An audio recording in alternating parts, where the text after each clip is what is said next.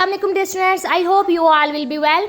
Dear students, आज की short सी वीडियो में मैं important literary forms and movements जो कि गाजी यूनिवर्सिटी स्टूडेंट्स के सिलेबस में शामिल हैं उनके जो है वो गेस्ट पेपर मींस के कौन से शॉर्ट क्वेश्चन जो बहुत ज़्यादा इंपॉर्टेंट हैं, कौन से लॉन्ग क्वेश्चंस जो कि पेपर में आ सकते हैं, आज की शॉर्ट सी वीडियो में मैं डिस्कस करूँगी। तो शुरू करते हैं आज की वीडियो। पहले जो है मैं डिस्कस कर लेती हूँ इस बुक में किस तरह के शॉर्ट क्वेश्चंस आपके पेपर में आ सकते हैं। तो फर्स्ट जैसे कि हमारे पास है define renaissance in the context of English literature. English literature के कंटेक्स्ट में आपने रेनेसांस को डिफाइन करना है। रेनेसां जो कि एक ग्रेट लिटरेरी मूवमेंट है। फिर इसके बाद अपने रोमांटिक पोइट्री के की फीचर्स को डिस्कस करना है। ड्रामा और नावल को as a literary genre differentiate करना है कि how drama is different from novel. ठीक। Then there is stream of consciousness का क्या मतलब है, आपने कोई भी दो फीचर्स लिखने हैं न्यू क्लासिसिज्म के और रिफॉर्मेशन का लिटरेचर के अंदर क्या सिग्निफिकेंस है। What distinguish naturalism from realism, define the genre of prose with examples and write a brief note the imagist movement. Imagism एक मूवमेंट थी, ग्रेट मूवमेंट थी, इसको डिफाइन करना भी आपसे पूछ सकते हैं। डिफाइन का मतलब 2 पॉइंट नंबर का क्वेश्चन होगा शॉर्ट का, तो आपने इसको लिटिल बिट में ही ब्रीफ में ही जो है वो कवर अप करना है। What is post structuralism in literary theory, literary theory के अंदर जो पोस्ट स्ट्रक्चरिज्म है वो क्या है, इसको आपने डिस्कस करना है। अब हम आ जाते हैं इंपॉर्टेंट लॉन्ग क्वेश्चन की तरफ। तो आपके पास लॉन्ग क्वेश्चन आ सकते हैं, how does the renaissance spirit manifest itself in Elizabethan literature या एलिजाबेथन लिटरेचर। एलिजाबेथन जो लिटरेचर था मीन्स जो एलिजाबेथ के टाइम पीरियड में लिखा गया उस लिटरेचर में रेनेसां कैसे स्पिरिट जो है वो कैसे मैनिफेस्ट है। डियर स्टूडेंट्स, एलिजाबेथ इसको पीरियड को हम रेनेसांस पीरियड भी कहते हैं। क्यों कहते हैं, तब रेनेसां स्टार्ट हुआ था इंग्लैंड के अंदर, तो इस वजह से कहते हैं।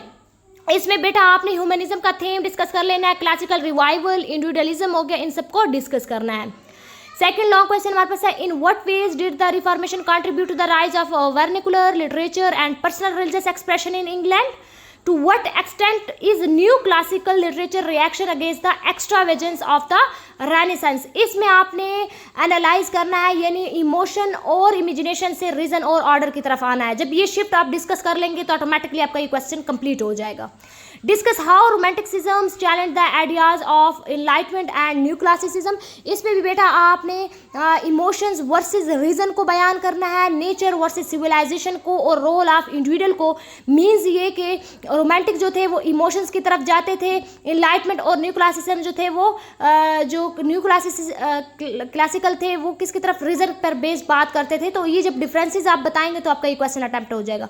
How does naturalism depict human beings as victim of force beyond their control. इसमें आप डिटर्मिनिज्म का थीम, इन्वायरमेंट, हेरिडिटी और पेसिमिज्म का थीम डिस्कस करेंगे तो ये क्वेश्चन कवर अप हो जाएगा।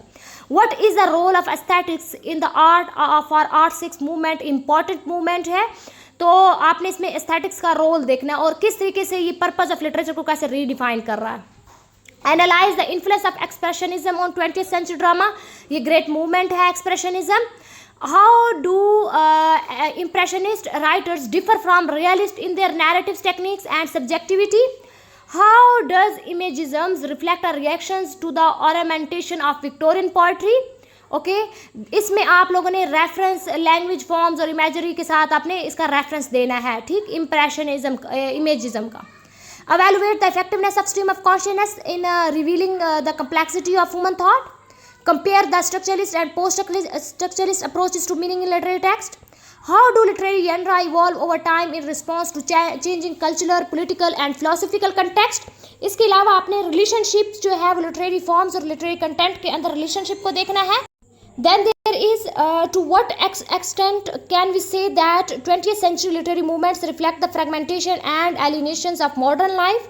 How does the novel as a genre accommodate diverse voices, experiences and ideologies across literary movement?